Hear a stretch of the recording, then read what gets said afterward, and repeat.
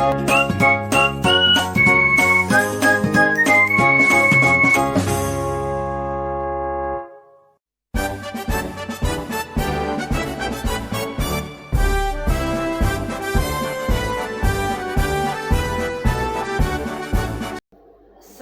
warahmatullahi wabarakatuh. Perkenalkan, saya Andi Sri Haswanti SPD, calon guru penggerak angkatan 10. Baik, kali ini saya akan mewawancarai kepala sekolah saya, Kepala Sekolah SMK Negeri 4 Bulukumba, dalam tugas saya di demonstrasi kontekstual pada modul 3.1 tentang pengambilan keputusan berbasis nilai-nilai kebajikan sebagai pemimpin. Assalamualaikum Bapak. Waalaikumsalam. Apa kabarnya hari ini Pak? Alhamdulillah, Gusri. Sehat juga Gusri? Alhamdulillah sehat Pak. Baik Pak, hari ini saya akan mewawancarai Bapak terkait dilema etika. Ya tentunya Bapak sebagai kepala sekolah pastinya banyak menemukan hal-hal yang berkaitan dengan dilema etika.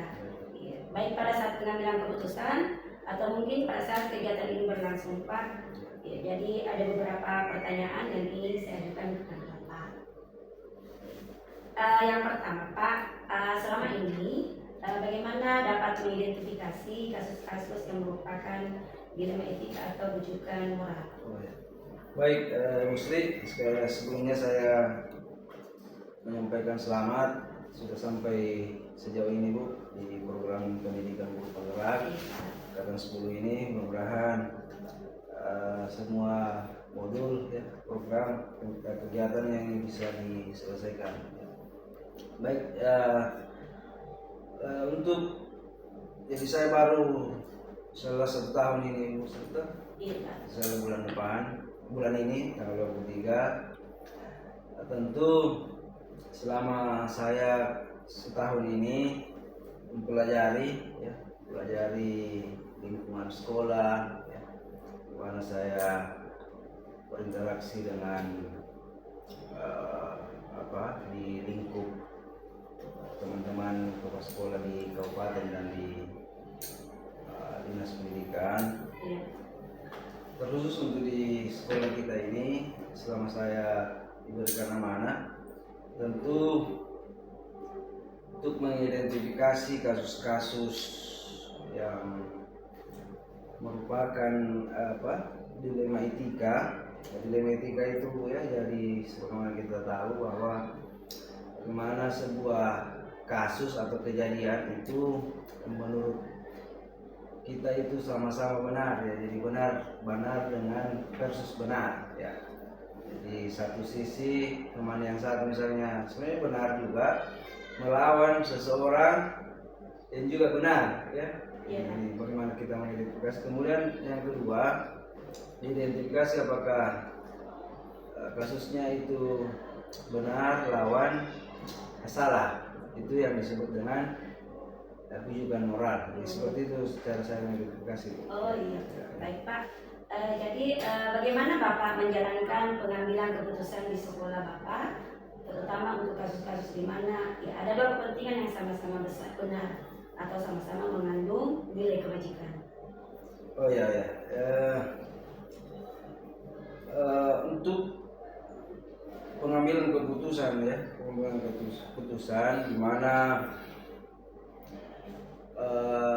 seperti pertanyaan tadi, keduanya memiliki nilai-nilai kebajikan atau bisa disebut dengan kasusnya sama-sama benar ya, sama-sama benar. Tentu di sekolah kan kita memiliki banyak aset di sekolah. Ada rekan-rekan guru ya, ada juga komite sekolah, bahkan ada siswa kita atau di sekolah itu ada juga ibu kantin dan seterusnya. Itu bisa tentu dalam pengambilan keputusannya itu saya biasanya mengajak kalau di skopnya tidak terlalu besar, saya cukup memanggil teman-teman wakil kepala sekolah, memanggil ke ruangan saya untuk mendiskusikan seperti apa kita menangani kasus yang seperti ini. Tapi jika skopnya sedikit agak besar, saya tentu mengajak seluruh rekan guru, ya. Sebagaimana kita ketahui, jadi pelibatan seluruh stakeholder sekolah, karena kita kan tahu bahwa hasil keputusan tertinggi itu adalah di sebuah persekolahan itu kan hasil dari musyawarah. Kita tetap musyawarahkan, hasilnya itulah yang kita ambil. Ya, seperti itu Bu, selama ini. Iya Pak, terus kira-kira langkah-langkah atau prosedur apa yang biasa Bapak lakukan selama ini? Terkait langkah-langkah atau prosedur yang saya lakukan itu tentu ada beberapa langkah-langkah. Tentu yang pertama kita identifikasi kasusnya. Kita identifikasi kasus, kemudian kita melihat nilai-nilai apa ya yang saling bertentangan di dalamnya, yang saling bertentangan. Apakah ada barangkali permasalahan di sesama teman, ya, sama teman kita mempelajari betul itu. Kemudian mungkin ada juga, bahkan ada yang bermasalah dengan keluarganya. Itu kita betul-betul bagaimana melihat bagaimana keterkaitannya, bagaimana kenapa ini bisa saling bertentangan. Kemudian tentu setelah itu kita tinjau kembali, ya, yang terlibat barangkali di sesama personil di sekolah itu. Kemudian atau ada juga dari masyarakat di luar dengan rekan kita yang ada di sekolah. Kemudian langkah selanjutnya setelah meninjau kembali itu kita upayakan mengumpulkan fakta, ya, terhadap kasus-kasus yang terjadi itu, ya. Mungkin cara kita mengumpulkan fakta itu dari kita sejauh sendiri, kita bertanya-tanya, atau bahkan kita keluar di masyarakat, ya, kita tanya-tanyakan. Setelah itu kita perlu juga mengadakan pengujian kasusnya. Itu kita uji apakah memang kasusnya itu benar lawan benar, ataukah kasusnya ini ada yang benar lawan salah. Kemudian keputusan yang diambil seperti yang saya sampaikan tadi, tentu kita kembalikan ke ruang guru, ya. Kita diskusikan bersama, karena kan kita tahu bersama bahwa keputusan tertinggi itu adalah keputusan bersama yang kita musyawarahkan. Iya, baik Pak. Seperti itu Bang. Jadi kira-kira Pak, hal-hal apa saja yang selama ini Bapak anggap efektif dalam pengambilan keputusan pada kasus Dilema Etika? Oh ya, jadi Iya Pak. yang selama ini saya rasa efektif, ya, efektif dalam saya mengambil keputusan yang berhubungan dengan dilema etika itu. Tentu yang pertama sekali penting dan yang paling terpenting itu adalah bagaimana kita meninjau kembali regulasi yang ada, ya, apa-apa peraturan-peraturan, sehingga kita tidak salah mengambil keputusan. Kemudian boleh juga kita meminta saran dari kita. Kan di persekolahan masih ada masih ada atasan kita, ya, yang lebih tinggi, seperti barangkali bapak pengawas, pembina, bahkan juga kalau perlu kita tanya masyarakat, komite sekolah. Dan yang paling penting tetap kita libatkan asal-asal yang ada di sekolah, musyawarah, mungkin dari hasil buah pikiran itu, saran-saran dari seluruh stakeholder di sekolah itu bisa kita jadikan pegangan kita untuk bagaimana mengambil keputusan tadi. Oh iya Pak, baik. Jadi selama ini merupakan tantangan dalam pengambilan keputusan pada kasus-kasus dilema etika. Iya. Bagaimana tadi? Kalau Tantangan Pak dalam pengambilan keputusan, iya Pak. tantangan ya, tantangan berbicara tantangan tentu di mana-mana pasti ada tantangan ya. Di setiap kegiatan, setiap pekerjaan tentu ada tantangan tersendiri ya. Itu kita harus melihat kondisi ya. Kondisi yang tentang kondisi yang memiliki permasalahan. Teman sejawat kita lihat kondisinya dulu. Tentu karena kan kita kan manusia biasa dan manusia sosial ya. Kita ini makhluk sosial. Kadang-kadang kan kita ada perasaan kasihan ya, perasaan kasihan. Bagaimana kita ada juga rasa empati ya. Ada bagaimana melihat teman itu. Kadang-kadang kita ya ada perasaan ingin membantu ya, mesti menolong. Jadi itu tantangannya dalam mengambil sebuah keputusan. Jadi tetap kita lihat kondisinya teman itu. Kali memang dia membutuhkan bantuan, sehingga keputusan kita itu harus betul-betul memperhatikan kondisi itu. Seperti itu. Baik Pak. Terus apakah Bapak memiliki sebuah tata cara atau jadwal tertentu dalam sebuah penyelesaian kasus dilema etika? Apakah Bapak langsung menyelesaikan di tempat atau memiliki jadwal untuk menyelesaikannya? Bentuk atau prosedur seperti apa yang Bapak jalankan? Oh ya. Jadi memang dalam kita mengambil keputusan ada dua Bu ya. Ada dua bentuk. Ya, pertama, ada barangkali permasalahan atau kasus yang memang kita harus selesaikan langsung, langsung di tempat. Dan yang mendesak, kejadiannya harus segera kita ambil ya. Kemudian kedua, jika kejadiannya itu kasusnya bisa kita kondisikan. Jadi ada rentang waktu yang bisa diambil ya, disediakan untuk penanganan kasus ini. Jadi kita bisa jadwal Bu. Terjadwal. Jadi pengambilan keputusan ini terjadwal. Maksud saya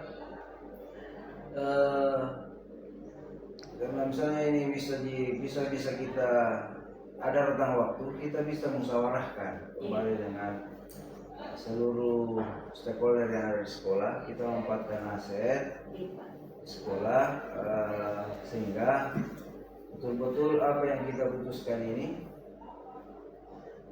bisa adalah keputusan tertinggi ya. Jadi tidak ada di atasnya keputusan kalau jika kita memusyawarahkan dengan sejawat. Jadi itu adalah keputusan tertinggi dalam sebuah pengambilan keputusan.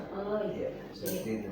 Jadi ada yang bisa langsung, kalau memang kasusnya darurat itu kita langsung putuskan pada saat itu. Ada juga yang memang kita bisa musyawarahkan dulu dengan rekan sejawat. Terus Pak, adakah seseorang atau faktor yang selama ini mempermudah atau membantu Bapak dalam pengambilan keputusan dalam kasus dilema etika? Wah ya, tentu selama saya diamanahkan ini tentu ada sosok yang memudahkan saya, membantu saya dalam mengambil keputusan terkait dilema etika. Tentu kita selalu berkomunikasi dengan pejabat yang lebih tinggi dari kita ya. Sosok seperti misalnya pengawas pembina kita, saya selalu komunikasi bagaimana meminta saran beliau terhadap kasus-kasus dilema yang menjadi dilema etika ada yang saya alami. Bisa juga ke Bapak Kepala Cabang Dinas, ya kan? Bagaimana kita meminta sarannya, masukannya terkait bagaimana kita mengambil keputusan. Bahkan kalau perlu dengan ketua komite, sosok yang menurut kita tuakan bisa membantu kita untuk menangani kasus dilema etika. Ya, baik Pak. Terus pertanyaan Pak, Ya, dari semua hal yang telah disampaikan Pak, pembelajaran apa yang dapat Bapak petik dari pengalaman Bapak dalam mengambil keputusan dilema etika? Ya, jadi selama 1 tahun ini mesti ya berada di sini, saya bersyukur sekali semua bisa dibicarakan baik-baik ya dengan seluruh stakeholder di sekolah, dan diskusikan bersama. Jadi pengalaman yang paling berharga adalah semua kasus, semua hal itu bisa didiskusikan. Apakah di tingkat Wakasek ya, kalau kasusnya seperti yang saya sampaikan tadi, jika kasusnya itu tidak terlalu berat, saya bicarakan saya di tingkat Wakasek, Kapro atau jurusan. Kalau dia agak sedikit membutuhkan banyak buah pikiran, itu tentu saya hadirkan seluruh guru-guru, seluruh stakeholder, staff, usaha, bagaimana pengambilan keputusan itu benar-benar adalah buah-buah pikiran, buah-buah pikiran dari seluruh stakeholder yang ada di sekolah. Jadi itu pengalaman yang sangat berharga. Mudah-mudahan ini tetap bisa saya pertahankan dalam pengambilan keputusan. Saya melibatkan seluruh rekan yang ada di sekolah. Oh iya baik Pak. Seperti itu. Iya Pak. Terima kasih Pak atas waktunya hari ini. Terima kasih. Assalamualaikum warahmatullahi wabarakatuh. Selamat musrik. Iya Pak.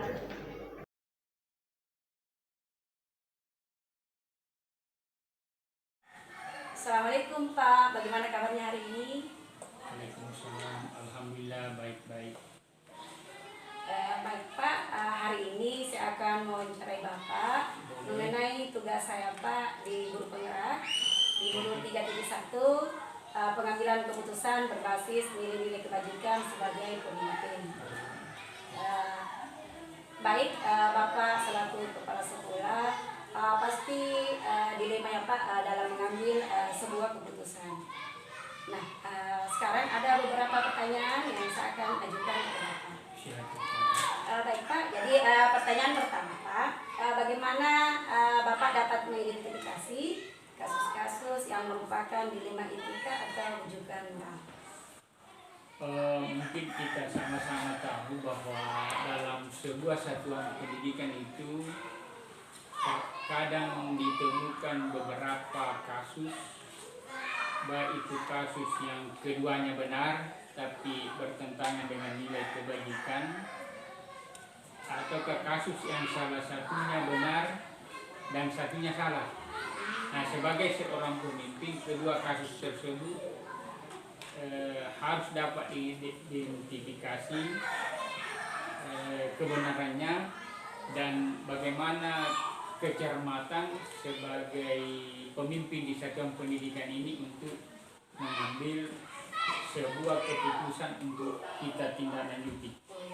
Mungkin itu yang saya bisa berikan. Oh iya Pak. Terus pertanyaan kedua Pak, selama ini bagaimana Bapak menjalankan pengambilan keputusan di sekolah Bapak, terutama untuk kasus-kasus di mana ada dua kepentingan yang sama-sama benar atau sama-sama mengandung nilai kebajikan? Terkait dengan itu kan suatu kasus yang bisa kita katakan dilema etika.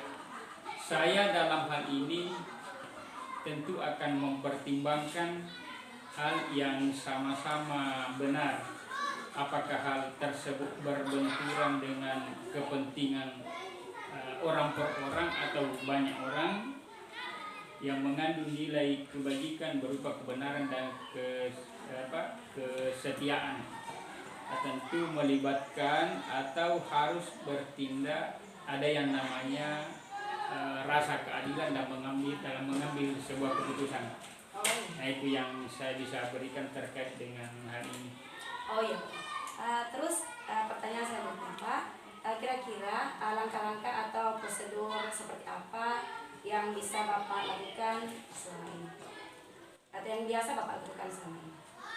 Saya dalam hal ini tidak bertindak sendiri atau menghakimi sendiri. Tentu kami mengambil sebuah tindakan yang mana di tindakan tersebut cenderungnya untuk berpikir tidak ada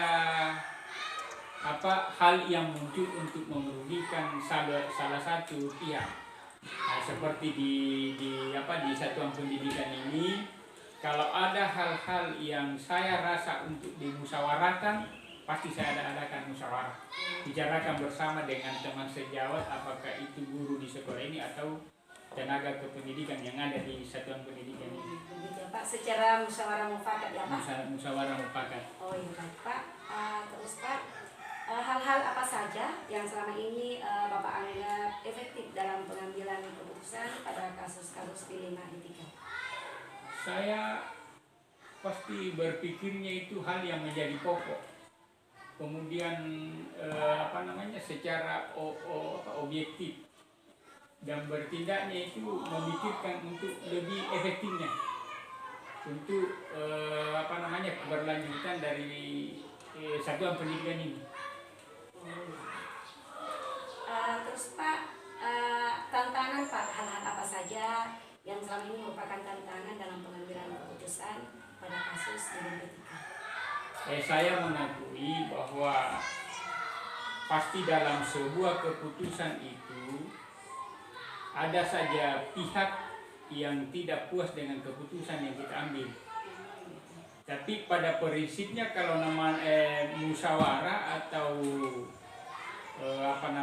dalam situasi rapat untuk mengambil sebuah keputusan, mesti kita ikuti mana yang banyak memilih itu keputusan itu. Terus Pak, apakah Bapak memiliki sebuah tata cara atau jadwal tertentu dalam sebuah penyelesaian kasus dilema etika? Apakah Bapak langsung menyelesaikan di tempat atau memiliki jadwal untuk menyelesaikannya, atau prosedur seperti apa Pak yang Bapak jalankan? Kalau di sini tidak ada jadwal tertentu. Saya itu biasanya melihat saja kasus tersebut. Kalau berpikirnya kasus itu untuk diselesaikan pada saat itu juga secepatnya, maka kami akan selesaikan. Tetapi ketika kasus itu masih bisa untuk kita selesaikan beberapa waktu ke depan, misalnya dalam bentuk rapat, dibicarakan bersama bagaimana untuk mengambil keputusan, maka itu yang kami lakukan. Seperti itu ya Pak? Iya. Terus Pak, pertanyaan selanjutnya, adakah seseorang atau faktor-faktor apa yang selama ini mempermudah atau membantu Bapak dalam pengambilan keputusan dalam kasus dilema etika? Tentu di satuan pendidikan ini tidak lepas dari bagaimana sumbangsi dari teman sejawat, ditambah lagi ketika ada hal-hal yang memang perlu atau membutuhkan masukan dari misalnya pengawas bina di satuan pendidikan ini. Jadi tetap dengan kolaborasi teman sejawat dengan pengawas pendidikan Pak. Terus pertanyaan yang terakhir Pak, dari semua hal yang Bapak sampaikan, pembelajaran apa yang dapat Bapak petik dari pengalaman dalam mengambil keputusan di dilema etika? Dalam mengambil keputusan maka kami melakukan ada namanya identifikasi kasus. Kalau pasti dari urutan-urutan kasus itu ada kasus yang lebih awal kita selesaikan, maka itu dulu yang kita selesaikan dari semua kasus-kasus yang terjadi. Baru mengambil sebuah tindakan dalam pengambilan keputusan. Oh, iya. Mungkin itu yang saya sampaikan. Iya Pak, berarti sebagai seorang pemimpin ini Pak, dilema juga ya Pak dalam mengambil sebuah keputusan. Jadi ini sebuah pembelajaran, jadi kita harus jauh lebih baik untuk kedepannya. Pasti terjadi itu. Iya. Tapi kami berupaya bagaimana untuk meningkatkan utamanya terkait dengan pengelolaan kinerja. Kalau ada hal yang mendukung itu, maka itu yang kami Oh jalankan. iya Pak. Terima kasih Pak atas waktu Bapak ya, bersedia untuk diwawancara. Ya. Assalamualaikum warahmatullahi